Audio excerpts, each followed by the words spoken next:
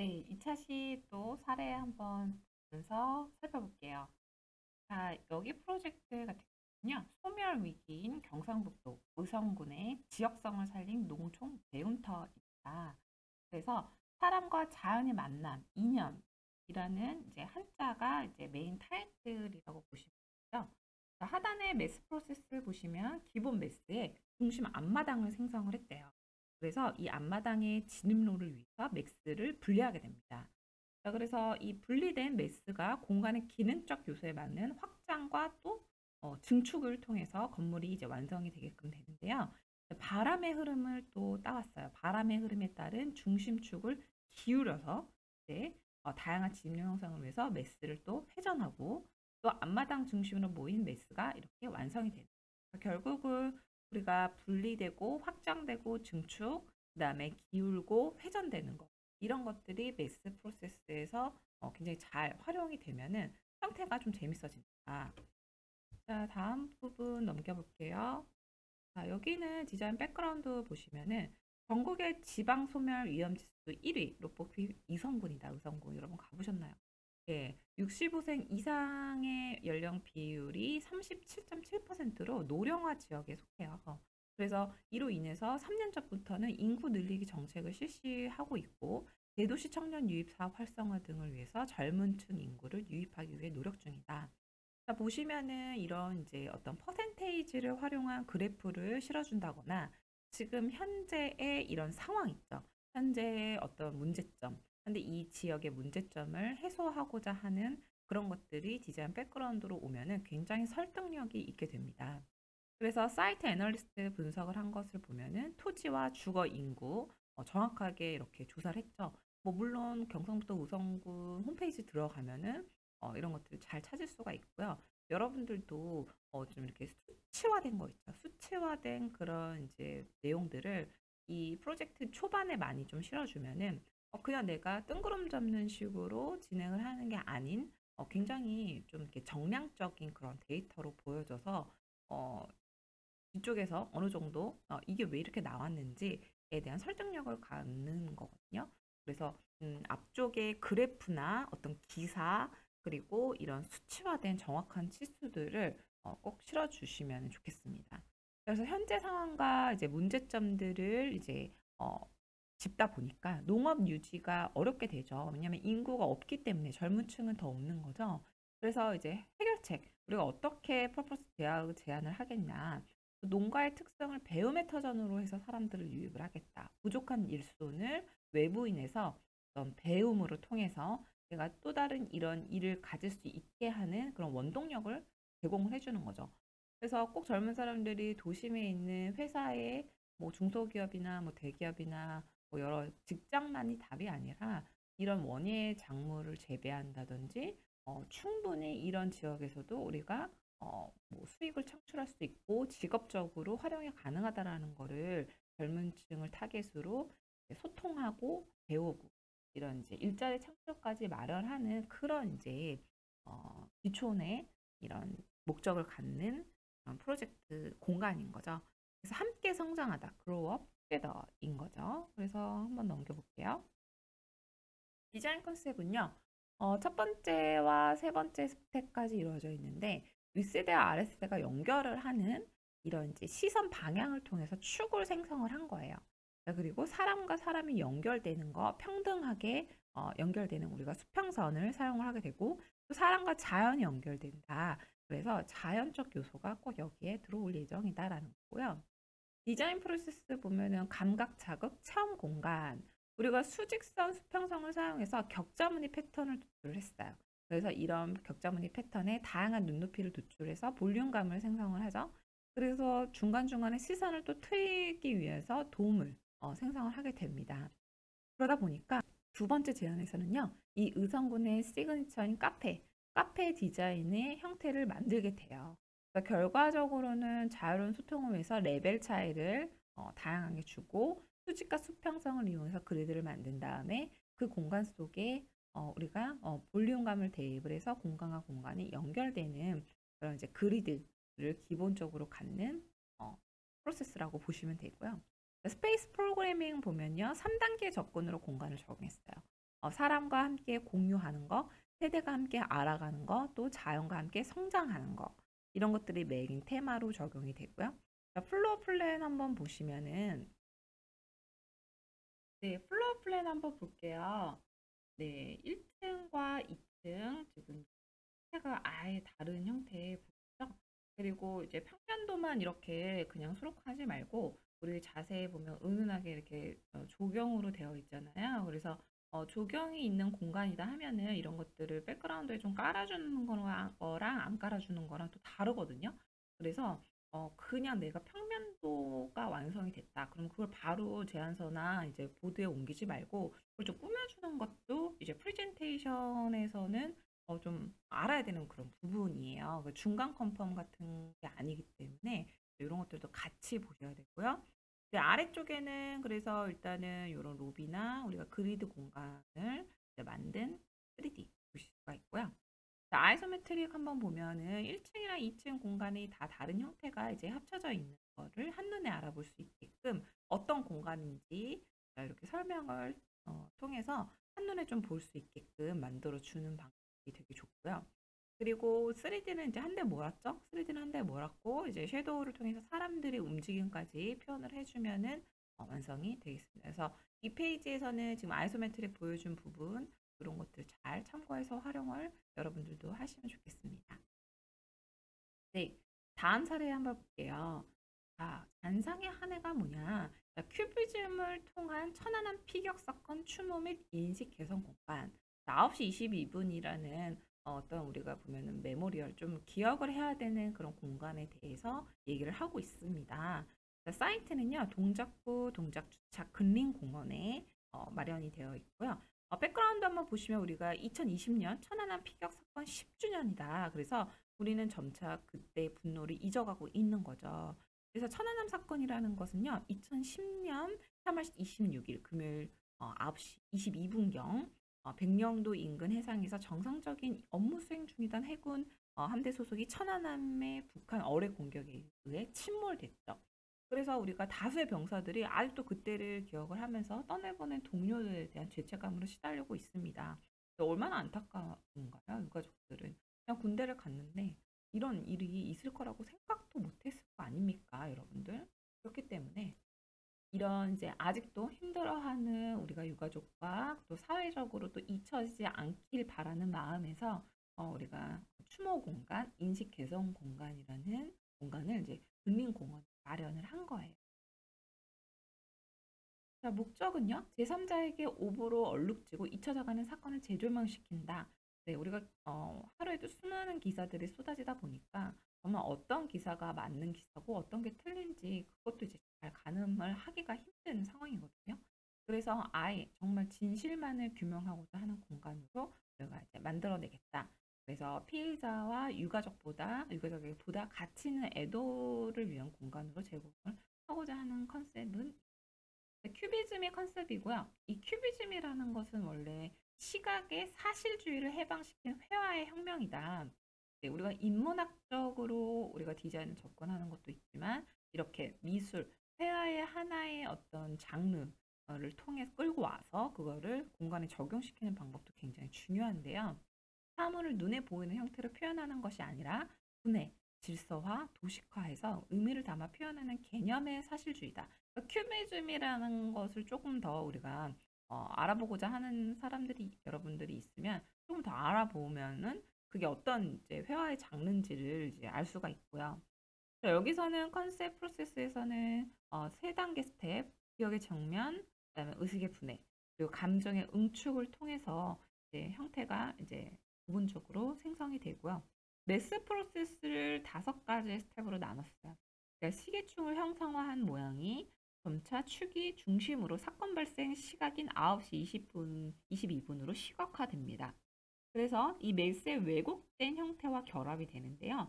이 기능에 의해서 지하 공간이 더 확장이 된 거야. 그러니까 지하 공간에 메스가 더 추가가 된 거고요.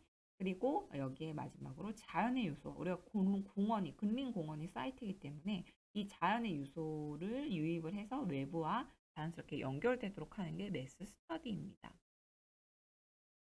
플로어 플랜은 컬러링한 경우인데요. 이제 컬러링도 우리가 이런 식으로도 만들 수가 있다. 어떻게 보면은 이 그 평면도에 딱 맞게끔 그 안에만 그 컬러링을 완성하는 게 아니라 되게 은은하게 자연스럽게 퍼짐으로 인해서 이 자체 좀 전체적인 컨셉이랑 좀 어떻게 보면 어우러지는 그런 이제 디자인을 컬러링으로 계획을 한 경우고요. 그리고 디자인 프로세스 보시면은 부분적으로 좀 주요한 그런 디자인들이 어떻게 만들어져 있는지를 단계적으로 세 단계로 만드는 건데요. 첫 번째 이질적 시선에서도 세 단계의 단계로 이런 계단이 완성이 돼요. 그래서 천안함 추모비의 오마주를 이제 오브제로 형상화시키고 하늘을 향한 계단의 극단적 시선을 이제 방해를 한다. 그래서 아직 진실이 가려져 있음을 암시하죠. 이런 것들이 우리가 흔하게 계단이 어떻게 나왔나 이런 이제 굉장히 깊은 뜻이 있는 거죠. 그냥 우리가 뭐 계단만 넣고 조명 넣고 3D 딱 완성하고 이런 게 아니라 시선을 방해한다든지 뭔가를 암시한다든지 완전히 보여지지 않는다든지 이런 내용들을 통해서 시선을 차단하고 다시 개방하고 이런 것들을 이제 컨셉으로 꼭 넣어야 되는 부분 좋고요. 그리고 사건의 시각화. 우리는 이제 공간 디자인이기 때문에 항상 시각적으로 결과물이 나와야 돼요. 그죠? 뭐 안 보이면 어떻게 뭐 알 수가 없잖아요. 그래서 이런 기억 속에서 잊혀져가는 천안한 피격 사건을 형상화를 시켰어요. 이 형상화가 큐비즘을 통해서 재해석이 됩니다. 그래서 로비 벽면 디자인의 요소로 도입이 되는데요. 어떻게 보면은 입체적으로 보이기도 하면서 약간 홀로그램처럼 디지털적으로 보이기도 하는 거죠. 그리고 세 번째, 빛의 한정성을 이용해서 시간의 흐름으로 인한 빛의 변화, 그라데이션이 일어나고 이런 시간에 따른 조금씩 변화하는 인식을 시각화해서 로봇처럼 이렇게 만들었는데요. 이러한 이제 슬라브의 디자인에 적용을 했어요. 그래서 인식 변화를 직접적으로 인식을 하게 된다. 3D 한번 보시면요. 그들의 잔상. 그가 어떤 사람들이 이런 일을 뭐, 추모를 하게 되는 어떻게 보면 추모 공간이기 때문에 관련된 가족들뿐만이 아니라 여러 불특정 그런 대중들이 와서 추모를 할 수가 있거든요. 그랬을 때 나타나는 이런 영상들 그리고 파편의 조각이라는 것을 통해서 천안함에 관련된 이런 정보 그리고 이런 어떻게 보면은 미디어 파사드, 미디어적인 영상 패널을 이용을 해서 계속적으로 변화하는 그런 전시 공간 컨셉으로 만들고요. 로비 부분에도 큐비즘을 활용한 디자인, 입체적으로 보이는 디자인 볼 수가 있겠습니다. 마지막 이제 아이소메트릭 뷰를 보면요. 우리가 이제 하나의 그 시선으로 전체 공간을 다 이제 들여다볼 수 있게 됐어요. 그리고 3D를 통해서 이게 보면은 전시 공간의 기능도 같기 때문에 전반적으로 이제 저명도의 공간으로 만들어줬죠. 굉장히 다크한 회색 공간에 내가 봐야 되는 부분만 이렇게 영상으로 홀로그램으로 미디어를 통해서 만들어진 건데요. 그러니까 디지털 공간이 표현이 된 그런 사례예요. 그러니까 추모 공간과 이제 중정 부분은 이제 자연의 그런 공간으로 외부는 이제 자연과 자연스럽게 어우러지도록 만든 거고요. 그리고 뭐 위령탑 같은 것들을 마련해서 공원이지만 우리가 추모할 수 있는 기능들을 심어준 사회적 이슈를 공간 디자인에 적용한 그런 사례라고 볼 수가 있겠습니다. 네, 다음 사례도 계속 볼게요. 자, 블렌드라고 하는 제목의 전통주를 소개하는 복합 문화 상업 공간이다. 자, 메인 이렇게 3D 컷을 한 장으로 첫 장에 만들어 줬고요. 보면은 전통주 컨셉이랑 맞는 거의 이제 내추럴한 그런 소재, 컬러를 활용을 한 그런 디자인 사례라고 볼 수가 있겠고요. 마감재에서 이런 것들이 굉장히 잘 보여지죠. 일단 디자인 백그라운드를 보면요. 우리 전통주도 여러 재료와 조합해서 술을 즐기는 이들에게 다양하고 색다른 맛을 소개해왔다. 와인이나 맥주 같은 수입술과 변줄 경쟁력을 키워가고 있다. 그러니까 종류가 우리나라 하면은 이제 전통주를 잘 모르는 사람들도 많고, 뭐 이게 맛이 어떤지 이런 것들을 접해볼 공간이 없기 때문에 이런 게 이제 소비층이 이제 두텁지가 않은 경향이 있는데 이런 것들을 좀 프리미엄 막걸리라는 이름으로 아재술이라는 어떤 편견을 딛고 일어났다. 그래서 어떤 이제 최근 이제 전통주가 이제 만들어질 때는 인공감미를 넣지 않는 그런 이제 유기농적인 것도 되게 이슈화가 되고 있기 때문에 뭐 아울러서 여러 가지 뭐 술과 음식을 공간에서 페어링 해가면서 모든 연령층이 즐길 공간을 구성하고자 한다라는 거죠. 그래서 이런 공간을 만들 때는 좀 내가 좋아하는 공간을 만들면 좋아요. 그러니까 좋아하는 아이템, 좀 많이 내가 리서치하기에도 부담이 좀 없는 그런 공간을 타겟으로 잡으면 이제 디자인 그런 속도도 빨라지고 그렇거든요. 그래서 내가 하고 싶은 공간을 꼭 해라라는 거. 프로포잘 같은 경우는 크리에이팅 시대입니다. 그래서 취향에 따라서 제시하는 공간이 늘고 있다. 어떻게 보면 우리가 뭐 핀셋 마케팅, 뭐 이렇게 마이크로 마케팅 이렇게도 얘기를 하는데요. 이런 큐레이션은 이제 전 분야에 걸쳐서 자리 잡고 있다. 그래서 내가 천편일률적으로 만들지 않고 굉장히 우리가 현대인들이 어떤 것들을 우리가 하나하나 개별적으로 큐레이션해서 제공을 하겠다는 그런 의미를 담고 있는 거거든요. 일단은 이제 목적 같은 경우는요. 전통주의 고급 이미지 확산, 그리고 소비 연령층 스펙트럼 확장. 일단은 뭐 20대부터 우리가 젊은 층부터 이거를 연령대를 확장을 하겠다라는 거고요. 그리고 다양한 종류의 정통주를 대중화한다. 그래서 외식 산업체의 진출을 각화한다. 수출도 생각해 볼 수가 있겠죠. 그리고 해외로의 우리나라 전통주 수출, 네, 그리고 국내 농산물도 활성화가 돼서 내수 시장도 발전이 되는 그런 목적을 가지고 있습니다. 타겟은요, 세대를 잇다. 그래서 자신을 위한 시간, 자신을 위한 소비. 밀레니얼 세대와 4, 50년 중년층. 그런데요, 요즘은 사실 4, 50년대도 중년층이라고 하면은 혼납니다. 네. 한 60년대, 70년대까지는 이제 봐야 되거든요. 어, 그렇기 때문에 뭐 이제 노인, 노인이라고 얘기를 앞쪽에 다는 그런 연령층이 60대도 사실 이제는 좀 이르다라는 거예요. 그래서 우리가 노년층으로 구분할 때는 이제는 굉장히 연령층이 높아졌다라는 걸 꼭 기억을 하고 계셔야 되고요. 일단은 사이트가 종로죠. 예, 종로는 우리가 고전미와 현대미가 조화된 지역이죠. 그리고 외국인들도 굉장히 많고 또 이런 젊은 층도 이런 그 미적인 거를 좋아하는 좀 새롭죠. 그래서 젊은 층들도 많이 유입되는 공간이고 익선동 같은 데는 지금 코로나로 인해서 많이 지금 상권을 죽었지만 과거에 우리가 코로나 이전에는 거의 뭐 발 디딜 틈이 없었죠. 주말같이 종로구 익선동 뭐 이런 쪽을 일단 사이트로 잡은 상황이에요. 그러니까 컨셉은 공간, 경계를 허물고 시대와 세대를 블렌딩하다. 우리가 뭐 이제 술이나 이런 와인이나 이렇게 만들 때 블렌딩해서 커피도 마찬가지고 이렇게 만드는데 그래서 세대를 블렌딩하다. 그래서 참신한 이제 단어로 컨셉을 만들었죠. 그래서 해체주의 디자인 요소를 적용했어요. 해체주의라는 어떻게 보면 이것도 하나의 회화 양식을 가지고 온 공간으로 컨셉으로 가지고 온다고 볼 수가 있겠습니다. 그래서 여기에서 주로 나오는 그 단어들을 공간으로 사용을 할 건데요. 절충주의, 절충하는 거, 세대를 절충하고 탈구성주의, 기존의 형식을 피하다, 탈, 네, 그렇죠? 그리고 탈중심성, 비주류인 것을 재조명한다. 그리고 불연속성, 여러 가지를 재구성하는 혼성, 뭐 이런 식으로 주로 우리가 디자인에 적용할 단어들을 모티베이션 했고요. 그리고 컨셉 프로세스는 공간 분리의 상징적 요소, 현장 디자인 차이로만 우리가 공간을 구분을 하고요. 바닥을 또 단차로 인해서 공간을 구분하고 이런 것들이 나중에 어떻게 공간이 형성이 되는지를 보도록 할게요. 디자인 프로세스 첫 번째는 무너뜨린 경계를 통해서 드러난 공간을 연결한다. 시점을 연결하고 영역을 연결하고 기능을 연결하는 거예요. 그래서 이런 계속적으로 우리가 타겟이 있다라는 컨셉을 잡았잖아요. 그래서 이런 것들을 공간에도 있는 거, 연결하는 거 이런 것들이 메인 이제 디자인 프로세스에 적용이 되는 부분이고요. 두 번째는 한국 건축의 요성을 적용을 했다. 사경. 사경이란 거는 우리가 창문, 그러니까 사계절이 있잖아요. 우리나라는 그 사계절을 이 현대 그 전통 가옥에서 창문을 통해서 그 사계절을 다 경험을 한다라는 정치를 경험을 한다.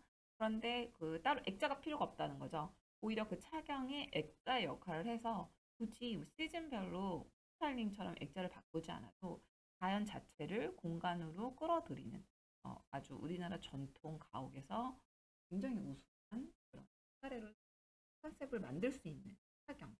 여러분들도 이제 혹시 전통 공간에 좀 관심이 있으면 이 착용의 요소는 꼭 좀 쓰셔야 되고요.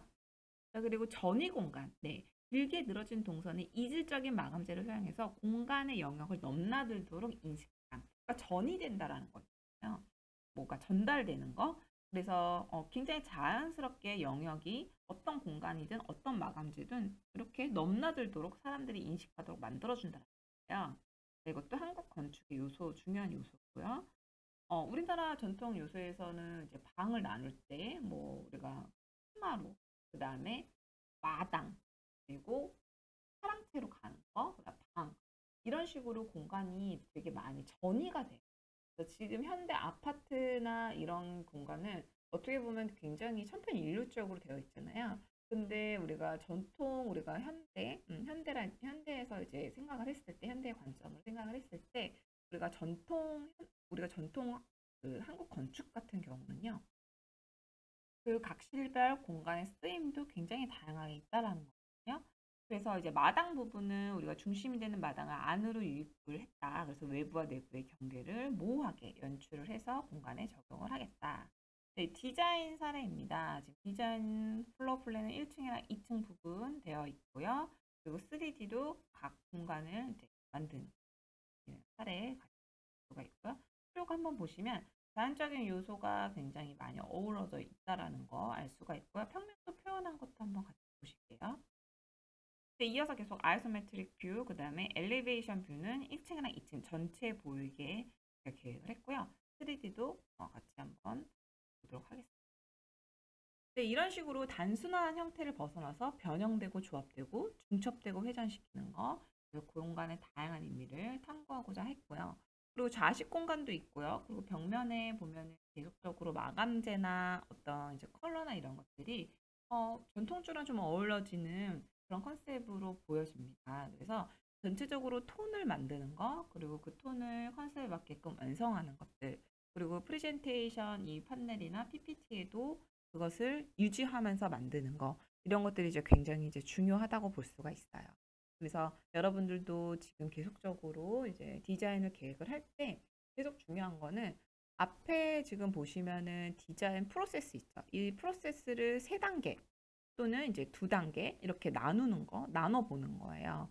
어떤 공간을 이제 디자인할 때 이런 요소들이 와야 되는 거거든요. 그러니까 갑자기 3D부터 하면은 굉장히 더 어려워져요. 근데 내가 이 프로세스를 어떻게 만들어 갈 거냐라는 것들을 미리 좀 정하면 세 가지로 이런 식으로 이렇게 정하면은 조금 더 디자인에서 이런 것들을 반복돼서 보여지게 할 거기 때문에 좀 더 수월하다라는 거거든요. 그래서 오늘 이제 이렇게 설명했던 사례들 중에서도 이런 것들 보시면 컨셉 프로세스 있죠? 그래서 단어를 만들어 주면서 이 단어를 통해서 이게 시각화되는 거야. 공간 시각화. 우리는 이제 뭐 시각 디자인은 아니기 때문에 공간에서 그런 것들이 거의 3D로 보여져야 되는 부분이 있거든요. 사실 굉장히 리서치를 더 많이 해야 되는 그런 영역이에요. 우리 영역은 그렇게 되다 보니까 그냥 뭐 라인 하나, 그냥 메스 하나가 나오기까지의 이게 어떤 그 컨셉을 가지고 있었느냐 이런 게 좀 설득력이 되게 하기 위해서는 이 컨셉 프로세스를 스텝 1, 2, 3 이렇게 맞추는 게 되게 중요해요. 그래서 여러분들도 지금 바로 디자인에 적용을 이제 할 수 있는 이런 컨셉, 프로세스를 좀 만들어 보면서 한번 계속적으로 디자인을 디벨롭 하면 어떨까 싶습니다. 그래서 이런 것들 내가 평소에 아이디어 스케치 했던 것들이 나중에 간략하게 포토샵이나 뭐 우리가 3D 맥스 하기 전에 스케치업 같은 데서 나와주면은 이게 이제 결과물로 봤을 때 이렇게 연관성이 있잖아요. 그 컨셉 프로세스, 디자인 프로세스 연관성이 있기 때문에 디자인이 훨씬 더 완성도 있게 보이는 그런 계기가 될 거예요. 네, 그래서 오늘도 이제 이렇게 사례 몇 가지 보면서 같이 좀 알아봤고요. 계속적으로 이제 사례를 많이 이제 봐야지만 여러분들 눈높이도 높아지고, 아, 이렇게도 표현을 하는구나. 아, 이런 컨셉을 공간에 적용을 할 수도 있겠구나. 이런 것들을 알아가거든요. 그래서 우리가 지금 중간고사 이후에도 계속적으로 이런 사례를 좀 보면서 여러분들 이제 표현을 하고 디자인 풀어가는 그런 방법들을 이제 말해주는 그런 시간으로 할 거예요. 네, 그래서 오늘도 네, 수고 많으셨고요. 우리 9주차는 여기까지 수업을 마치도록 하겠습니다. 네, 다음 주에 또 뵙도록 할게요. 감사합니다.